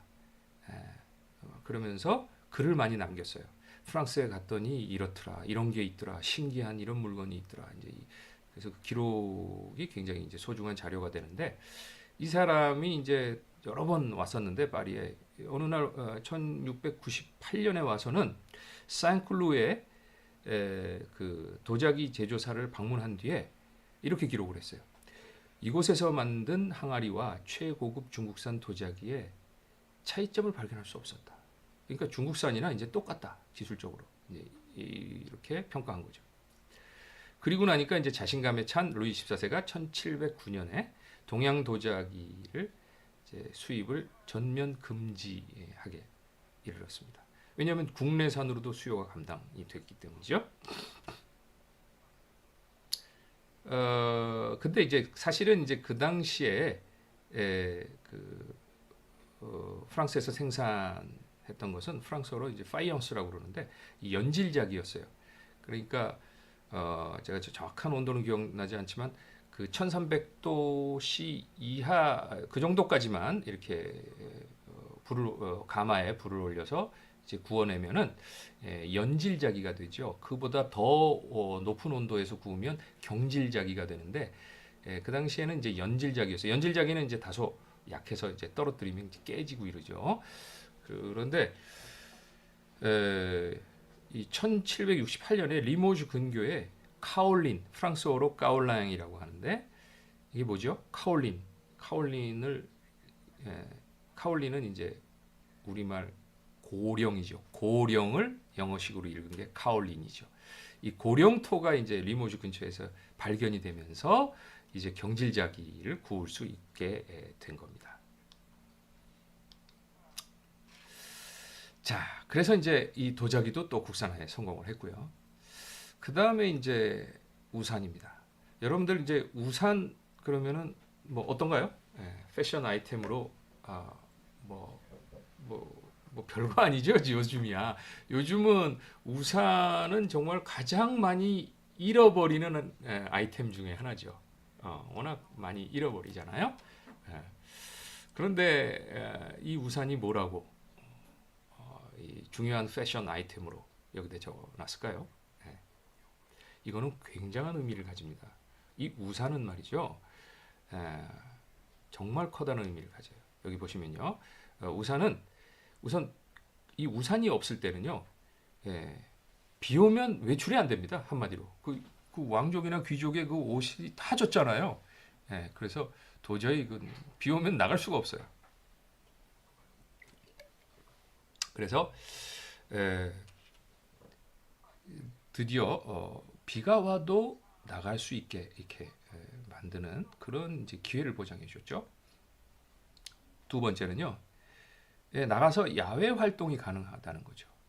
그리고 자연을 감상할 수 있어요. 우산 쓰고. 이게 과거에는 불가능했던 거죠. 그다음 세 번째는요. 무슨 행사가 있으면 비가 오면 나가질 못하니까 파티가 취소가 되는 거예요. 그런 일이 비일비재했습니다. 당연히 취소하는 거죠. 근데 이제 우산이 개발이 된 이후에는 이제 파티를 취소할 필요가 없게 됐어요. 그러면 그 우산이 도대체 그 16세기, 17세기에 우산이 없었느냐? 없었다고 봐야죠. 왜냐하면 지금 이제 이 그림에서 볼 수 있듯이 이것은 양산입니다. 이 양산은 엄청난 권력의 상징이었어요. 양산은 보통 사람은 권력이 없는 사람은 양산을 안 쓰죠. 그냥 다니죠. 근데 권력이 있는 사람은 이거를 피부가 타지 않도록 양산을 이렇게 사용을 했는데 그걸 자기가 드는 게 아니죠. 하인이 드는 거죠. 그래서 양산은 굉장히 크고 무거웠기 때문에 하인이 이렇게 늘 떠받쳐 드는 거죠. 그래서 이거는 권력의 상징인데요. 우산은요, 과거에 이 당시에 있긴 있었습니다만은 굉장히 크고 무거웠어요. 그래서 뭐 1.8kg짜리 뭐 나가는 것도 있고 그랬다 그러죠. 그래서 이게 이제 접히지도 않아요. 그래서 이걸 들고 이게 이제 여성들은 이제 들 수가 없었고 남자들이 이제 이거를 들고 이렇게 씌워주면서 가고 그리고 굉장히 불편했죠. 접혀지질 않아서요. 휴대가 불가능한 것이었어요. 그러다가 이제 결국 1705년에 이 ዣ 마리우스라고 하는 가방 제조인입니다. 이 사람 원래 이 사람이 접이식 우산을 최초로 발명을 했어요. 지금 이게 바로 그 사람이 만든 우산입니다. 오늘날의 그 우산하고 뭐 거의 차이가 없어요. 그렇죠? 네. 이렇게 접혀진 모습입니다. 그리고 왼쪽에 있는 거는 특허증이에요. 자, 이것은 이 우산이 이렇게 개발되기 어려운 이유는요. 우선 접힐 수 있는 기술도 있어야 되고요. 또 하나는 천 자체가 방수여야 하잖아요. 그래서 이 방수천을 이제 만드는데 이제 오래 걸렸던 거죠. 그래서 1677년에 세느강에 두 남자가 평상복을 입고 이제 가방을 메고 이 방수천을 전부 덮어가지고 그 방수천으로 된 옷을 입고 세느강 변에 이제 뛰어들었어요. 그래가지고 헤엄치고 다시 나왔더니 이제 그 안에 있는 옷이 하나도 안 젖었더라. 그래서 방수천 실험에 성공하게 됩니다. 이 천을 가지고 이제 그 마리우스가 접이식 우산을 만든 거죠. 자, 이거는 광고 사진인데요. 판화죠. 이 광고예요. 이거는 이제 무슨 의미일까요? 당시에는 남자들은 비가 오면 그냥 좀 맞았던 거예요. 근데 이제 이 접이식 우산이 나오니까 불티나게 팔렸는데 이게 주로 여성들이 많이 애용했어요. 근데 이제 남자들도 이걸 들어줬으면 하잖아요. 이 만든 제조사 입장에서는 그래야 매출이 올라가니까요. 그래서 이렇게 남자들도 이제는 우산을 쓰시오라는 그런 이제 남성 모델을 써가지고 만든 이제 우산입니다. 그 여러분들 그 우리나라에서는 이해가 잘 안 되겠죠. 왜냐면 우리나라는 비가 오면 어떻죠? 굉장히 심하게 오잖아요. 모 아니면 도식으로 오잖아요. 우리나라는. 근데 유럽 쪽은 어떤가요? 프랑스 북부라든지 뭐 영국 이런 데는 어때요? 이제 비가 그냥 보슬보슬 오죠. 늘 흐려 있고 뭐 비가 이렇게 보슬보슬 오고 그냥 맞아도 될 정도로. 그런데 그러니까 이제 대충 이제 그냥 맞는 그런 경우가 많아요. 그래서 영국은 늘 비가 오기 때문에 그냥 보통 사람 다 맞습니다. 근데 영국 신사의 상징이 뭐죠? 우산이잖아요. 그 뜻은 뭔가요? 에, 영국 신사들은 그 보슬비마저도 맞지 않는다. 그만큼 지체 높은 사람이다. 그만큼 우아한 사람들이다. 이제 이거죠. 그래서 늘 외출 시에 거기는 늘 하루에도 몇 번씩 부슬부슬 비가 오니까 그래서 늘 외출의 필수 아이템이에요. 우산이. 자, 이거는 이제 1877년에 유명한 그림이죠. Jour de pluie à Paris라고 하는 유명한 이 그림인데 이 그림이 결국 의미하는 게 뭐죠? 프랑스 파리에는 당시에 이렇게 많은 사람들이 우산이라는 걸 쓰고 다닌다. 그리고 건물도 이렇게 반듯반듯하고 밑에 그 아까 말씀드렸다시피 그런 그 나무 돌로 된 징을 이렇게 박아서 길도 이렇게 돌길로 되어 있고 그리고 사람들 옷 입는 것도 아주 패셔너블한 그래서 그 당시에 그 서양의 그 유럽의 귀족들이 파리에 와가지고 다들 놀랬어요. 그리고 심지어 뭐 이런 기록도 있어요. 이 파리에 와 보니까 여기는 평민들의 옷이 우리나라 귀족보다 더 좋다. 뭐 이렇게 정도로 패션과 강국이 되어 있던 겁니다. 그래서 이 관광이라고 하는 것이 최초로 루이 14세 때 시작이 됐어요. 그 유럽에 있는 귀족들이 파리를 보러 온 겁니다. 그게 관광이었어요. 인류가 이 시기 16세기까지는 특별히 직업상 예컨대 그 보부상이라든지 직업이 행상인 경우 돌아다녀야죠. 아니면 유목민이었다든지 물건 팔러 다니는 대상이었다든지 이런 직업이 아니라면 또 직업이 군인인 사람들 그래서 이제 군인은 이동해야죠. 전쟁을 치러야 되니까 또는 신앙적인 이유로 내가 수행을 하러 어디를 가야 된다든지 이런 이유 아니고는 그러니까 직업상 어때요? 먹고 살려고 싫어도 이동해야 되는 케이스잖아요. 이거 다 그렇죠? 아니면 신념과 종교의 상 이동하는 거죠. 싫어도. 근데 그렇게 그런 이유 아니고는 인류는 태어나서 죽을 때까지 반경 수 킬로미터 이내를 벗어나지 못하고 평생을 살았다고 그러죠. 대부분의 사람들이. 그런데 이때 놀라운 일이 일어났던 거죠. 최초로 즐거움만을 뭐 특별한 용건이 없는데 특별한 일이 없는데 이동을 하는 거죠. 구경하러. 이게 이제 즐거움을 위한 이동인데 이게 관광이죠. 이게 이제 처음으로 시작이 된 겁니다. 그래서 유럽 귀족들이 파리를 보러 온 거예요. 그냥 단지. 1872년에 옥스퍼드 영어 사전에 투어리즘이라고 하는 단어가 처음 등재되기 시작을 했어요. 이 투어리즘이라고 하는 말은 프랑스어 뚜르에서 온 겁니다. 뚜르라고 하는 거는 돈다는 뜻이죠. 한 바퀴 돈다. 여러분들 그 자전거 일주 경주 대회 제일 권위 있는 이름이 뭐죠? 뚜르 드 프랑스잖아요. 프랑스 한 바퀴 프랑스 일주란 뜻이잖아요. 그래서 이렇게 어느 곳을 이렇게 한 바퀴 돈다 이런 뚜르에서 영어의 투어가 왔고 투어리즘이 온 거죠. 그리고 이때는 지금 우리가 가지고 있는 관광 가이드북 있잖아요.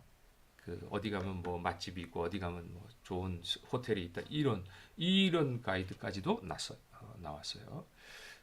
그리고 이 사람들은 이제 유적지를 보려고 하는 게 아니라 파리에 있는 신기한 패션 아이템들을 사러 온 겁니다. 쇼핑이 결국 관광의 최초 목적이었어요. 그래서 저 같은 경우는 관광을 가면은 주로 이제 문화 유적지나 자연 풍광이 좋은 자연 명소 이런 데를 이제 가기를 원하는데 제 아내는 이제 쇼핑을 꼭 해야 되기 때문에 거기서 좀 의견이 안 맞는 경우가 있는데요. 제가 옳지 않은 거였어요. 왜냐하면 원래 관광은 쇼핑이었다는 거죠. 인류가 처음으로. 그래서 이것을 안 이유는 저도 그냥 아내가 가자는 대로 쇼핑을 하러 다닙니다. 자, 이 우리가 물건을 구입하는 쇼핑이 이제 예전엔 참 달랐어요. 예전에는 방문 판매가 기본적인 형태였어요. 그래서 사적인 공간에서 거래하고 샘플을 보여주고 흥정을 하고 이제 사는 거죠. 근데 이러다가 루이 14세가 이제 여러 가지 패션 아이템을 많이 시장에 내니까 이제 결국은 이제 상점에서 전문화가 이루어지고 패션 아이템들에 그러니까 상점이 부티크가 등장을 했죠. 근데 이제 그 당시만 하더라도 이제 상점이 어땠냐면 상점의 내부는 전부 물건으로 가득한 창고였어요. 그리고 이제 그 가게 바깥에 바닥에다가 이제 물건을 이제 전시해서 사람들 보고 선보이고 사겠다 그러면 이제 그거를 실내가 창고니까 거기서 이제 가지고 와서 이제 팔았던 거죠. 근데 루이 14세 때는 이렇게 해가지고는 손님이 오지 않겠다. 그래서 이제 가게를 전부 물건 이제를 그냥 처박아 두던 그런 창고가 아니라 가게 내부를 진열대로 전부 다 바꿔서 가게 안쪽으로 손님을 끌어들이는 방식으로 이제 탈바꿈했던 거죠. 그리고 이제 이 커피 하우스가 최초로 영국에서 유럽에서는 제일 먼저 1652년 프랑스보다 20년 이상 빠릅니다. 이제 개업을 했어요.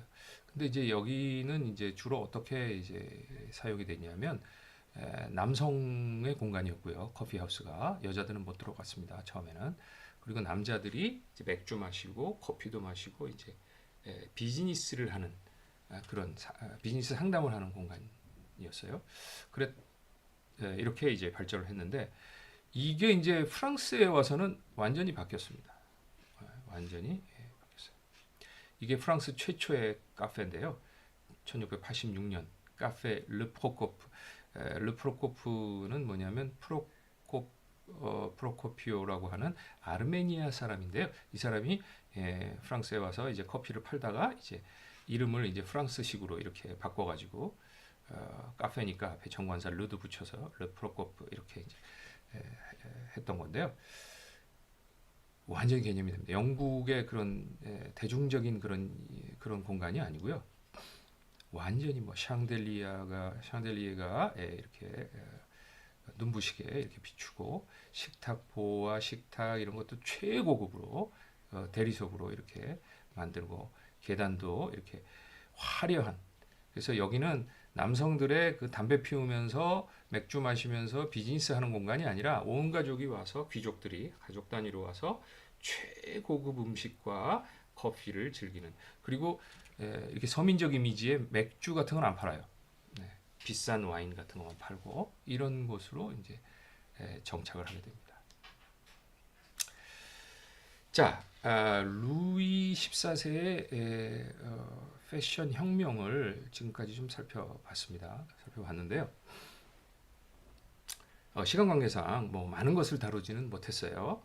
그래도 꽤 많은 것을 짧은 시간 내에 조금씩 이렇게 보느라고 제가 노력을 했습니다. 자, 그런데 이 루이 14세의 패션 창조의 원인이 무엇인지 마지막으로 한번 정리를 해보도록 하죠. 이 사람이 이렇게 패션에 신경을 쓰고 장려하고 정말 모든 것을 걸어서 이렇게 패션을 개발하고 국가 차원의 사업화했던 이유는 뭐냐? 우선 첫 번째는요, 무엇보다도 개인적인 귀족 지배권 강화라는 욕망 때문이었죠. 자기 신체가 뭐 키도 크고 장대한 귀골이었으면 이렇게 안 했을 겁니다, 아마.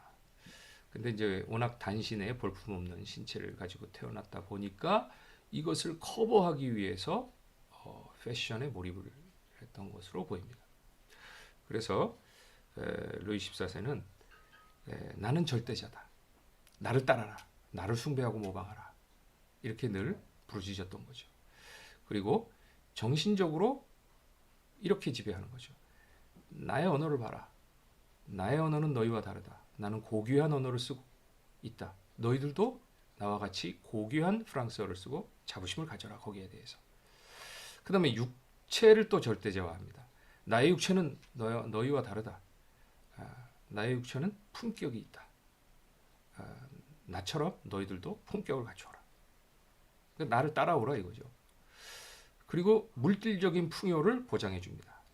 내가 너희를 풍요롭게 해주겠다. 이거죠. 자, 스티브 잡스에 비견됩니다. 제 생각엔. 웬 또 뜬금없이 스티브 잡스를 소환하느냐 할지 모르시겠지만요. 여러모로 스티브 잡스와 비슷한 측면이 있습니다. 우선 스티브 잡스하고 목표가 비슷합니다. 당시에 그 최고의 무역국이 네덜란드였습니다. 네덜란드는 굉장히 작은 나라인데요. 그 위치가 영국 바로 앞에 있고 유럽 대륙의 관문이라서 아주 위치가 좋아서 무역을 하기 안성맞춤이었어요. 그래서 대대로 무역으로 먹고 사는 나라죠.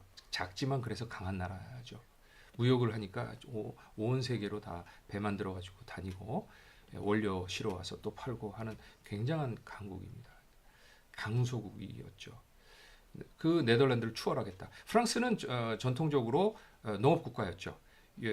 서유럽에서 유일하게 농사만 지어도 먹고 살 수 있는 굉장히 농업 강국이었어요. 그러다 보니까 농업보다는 원래 상업이 훨씬 부가가치가 크잖아요. 그래서 루이 14세가 이 전통적인 무역 국가인 네덜란드를 추월하겠다. 그 다음에 이제 영국도 당시에 이제 섬나라였기 때문에 해양 강국이었잖아요. 그래서 이제 영국을 경쟁자로 지목하고 우리가 유럽에서 제일 강한 그런 무역 강국이 되겠다. 그래서 최고만 만들어라. 이거는 스티브 잡스와 똑같죠. 그리고 역량도 대단합니다. 스티브 잡스가 가지고 있는 그 창의력 그리고 천재적인 그 아이디어 이것을 루이 14세도 똑같이 가지고 있었어요. 그런데 이것을 이제 실제로 기술 개발하고 사업화하고 마케팅을 하려면 또 파트너가 있어야 되죠. 누구였죠? 꼴베르죠. 꼴베르와 이렇게 결합을 해서 본인은 엄청난 창의력을 가지고 꼴베르와 협업을 해서 이제 최고의 아이템을 만들었죠. 그런데 이제 방금 말씀드렸다시피 이제 조력자가 있었던 거예요. 꼴베르를 이제 조력자를 가지고 있었고 스티브 잡스는 워즈니악을 가지고 있었죠. 프로그래머 워즈니악이 프로그래밍을 했죠. 그리고 이제 성격도 비슷합니다. 스티브 잡스하고 똑같이 루이 14세는 굉장한 추진력을 가지고 있어요. 당장 뭔가를 해야 돼요. 그리고 즉시 적용을 해야 됩니다. 그리고 상대방에게 시간을 잘 주지 않았어요. 빨리 만들어 오라. 그렇죠? 이와 같이 하는 것도 스티브 잡스와 굉장히 비슷했어요. 장 바티스트 꼴베르인데요. 이 사람의 그 업적을 기리기 위해서 꼴베르 위원회라고 하는 것을 그 프랑스 말하자면 프랑스의 명품을 주도하는 명품 산업을 주도하는 회사 최초의 12개 업체가 가입해서 만든 이익단체예요. 그리고 이제 프랑스 명품 지금은 한 70여 개 업체가 이렇게 가입해 있습니다. 자, 루이 14세의 성공 요인은 뭐 저의 분석인데요. 이 사람은 이 당시에 개념도 없던 브랜드 가치관을 이미 가지고 있었던 것이 아닌가 이렇게 생각이 됩니다. 최고와 품격, 고상함이라고 하는 이미지를 다룰 줄 알았어요. 그래서 절대 프랑스는 장사꾼의 나라가 아니다를 강조했고, 그리고 오늘날 국가 브랜드화 개념을 적용한 사람이고 항상 최고만 다루어라. 그런데 미국과 좀 다르죠. 미국은 항상 어떤 입장이었냐면 좋은 품질을 저렴한 합리적인 가격에 사는 것이 미국 사람들의 말하자면 추구하는 가치였는데, 이러다 보니까 미국이 굉장히 여러 가지 산업을 발달시킨 나라임에도 불구하고 그렇다고 뭐 패션이 그렇게 발달하지는 않았어요. 그러나 이제 요즘은 이제 패션업도 많이 그 자본력을 바탕으로 해서 발달을 시켰지만 그것도 이제 이것은 얼마 전부터의 일이고요. 20세기 후반 중후반 들어서의 일에 불과하죠. 그 전까지는 미국이 충분히 역량이 있었음에도 불구하고 패션 강국은 되지 못했다. 이유는 바로 그런 것에 있었다. 그 다음에 이제 이 루이 14세는 신미주의라고 제가 쓸까 그러다가 보통 신미주의라는 용어를 많이 쓰는데 저는 그거 가지고는 부족하다고 봐서 탐미주의라는 용어를 써봤습니다. 정말 탐욕스럽게 미를 추구하죠. 그래서 오히려 소비층을 창출을 합니다. 그래서 그 소비를 넘어서 중독을 시키죠, 소비자를. 그리고 패션과 요리 이런 거에 대해서 대화를 나누는 국민이 이 프랑스 국민이에요. 이거는 대단한 겁니다. 다른 나라들은 음식이 오면 먹죠. 그 다음에 패션이 오면 뭐 이렇게 입죠. 근데 거기에 대해서 이야기를 하진 않거든요. 거기에 대해서 책을 쓰진 않거든요. 근데 처음 단계부터 아예 책도 쓰고 요리책도 루이 14세 때 나왔고요. 패션 잡지도 루이 14세 때 탄생을 했고요. 그래서 결국은 대화를 나눈다는 건 뭐냐면 그걸 좋아한다는 얘기고 그것에 대해서 체계적인 분석을 한다는 얘기잖아요. 그래서 그 어떤 그 기술을 패션을 단지 감각에만 머물러 두지 않고 이 지적인 체계화를 했다는 뜻입니다. 그것이 이제 루이 14세의 그 성공의 비결 중에 하나고요. 그리고 이제 또 한 가지는 이제 지적 소유권을 보호해주고 보상을 반드시 해줬다는 거죠. 그래서 예를 들어서 그 루이 14세의 그 이제 그 유명한 제화공이 있는데요. 이 제화공이 그 이제 루이 14세의 발 사이즈도 재본 적도 없지만 이렇게 잘 이렇게 관찰했다가 이제 납품을 했더니 너무나 기가 막히다. 그래서 이제 자귀를 이제 수여할 정도로 했죠. 그래서 이 사람이 이제 니콜라 레스타주라고 하는 사람인데요. 이 사람을 귀족으로 격상시키기도 했고요. 그 당시에 이제 신발 같으면은 그 당시에 그냥 뭐 누가 만들었는지 뭐 굳이 거기에다가 만든 사람의 이름을 넣거나 그러지 않았는데 루이 14세 때는 이제 어느 업자가 만들었는지 이게 반드시 이제 식별할 수 있도록 마크를 꼭 찍어야 된다. 이제 이런 식으로 유도를 했던 겁니다. 그 다음에 이제 ዣ 마리우스한테는 이제 5년의 특허권을 보장을 해줬고 아까 말씀드린 그 의자 변기 있잖아요. 여기에도 이제 특허를 내주고 그래서 이제 개발한 사람에게 항상 이렇게 보상을 하는 시스템을 맞췄다는 것이 이제 루이 14세의 또한 이제 성공 비결이었죠. 그러나 이제 무엇보다도 결국은 그 멈추지 못하는 이 추진력 그리고 그 도전 정신 그리고 탐미주의 정신 이것이 결국은 아무리 어려운 상황에서도 그 위기를 기회로 바꾸는 이런 그런 일을 하게 만들었죠. 그래서 국가 주도로 산업화를 하는데 이제 이 사람이 올인을 했고요. 그런 개념을 만들어서 올인을 했고 그리고 이제 보호무역주의를 이제 취했고요.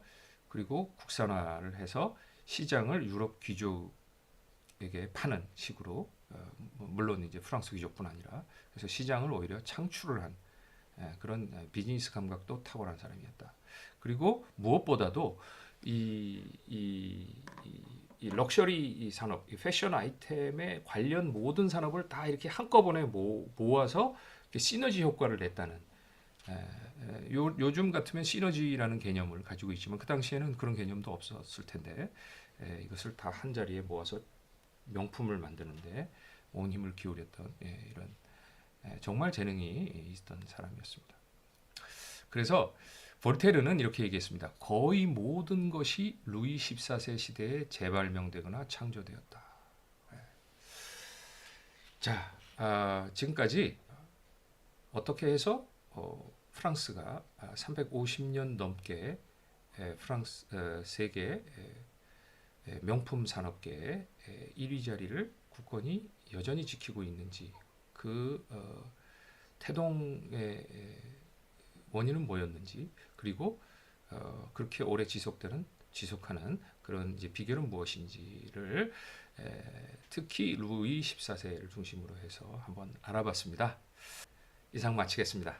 감사합니다.